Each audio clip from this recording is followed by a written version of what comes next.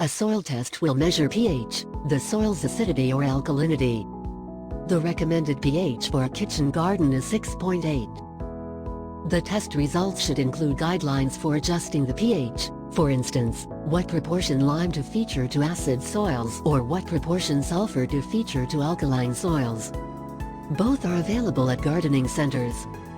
The test also should analyze the amounts of nitrogen, phosphorus, potassium, calcium and other elements within the soil that are critical for healthy plants. The testing agency may suggest nutriments to balance these elements. Once you mail off your sample, make certain to surround a note stating that you simply shall garden organically, therefore the tester doesn't suggest chemicals. A number of the nitrogen sources the tester may suggest are often problematic, especially for vegetarians.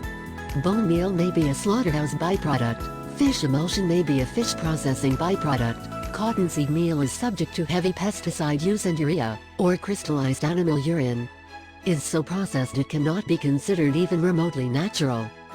If nitrogen may be a problem for your soil, and you're against using animal byproducts, your best bet could also be to plant a nitrogen-fixing crop this first year and begin your vegetables subsequent.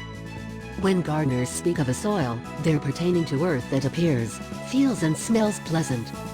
Meaning fertile soil, with good structure, counting on the extent to which the inorganic soil particles, sand, silt, clay, and humus are bound together. Regardless of what quite miserable soil you start with, it are often transformed into the things great gardens are made from. You furthermore should test the soil's percentage of organic matter, or decomposed material. There are different levels of consideration consistent with your area which will determine if a soil is organic.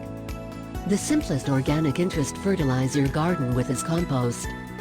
As a replacement gardener, you'll not have compost of your own yet, but we'll assist you out there upon a touch later within the book. Composting involves recycling of natural matter like vegetable peels, dregs, and eggshells. All of those will provide nutrients to the soil that a successful organic gardener knows are of paramount importance. Once you till up your plot, add some loose topsoil alongside natural organic matter into the prevailing soil. Horse or manure will work the simplest here. Find an area farmer and ask if you'll buy some dung from him. If you don't have any of those available to you, most local garden centers will have some natural additives that you simply can till into the soil. You'll also use leaves or grass clippings. By tilling this organic matter into the soil, the organic material will form moisture-holding humus within the soil, and therefore the loose structure will permit good drainage. Plus, it can provide needed nutrients to your plants and help them thrive as they grow. You'll make your own organic also. We'll offer you a few of great recipes in later sections. Take care that you simply don't obtain your plot timely within the season. Cool spring soil holds moisture, and disturbing wet soil will damage its structure. We found one tip online which will assist you determine whether or not your soil is prepared for tilling. Jim Crockett, former public broadcasting system gardener extraordinaire, suggests that before digging you're taking the cake test. If the soil has the consistency of moist cake, it's safe to dig. If it's more like fudge, wait until the soil has dried bent cake consistency.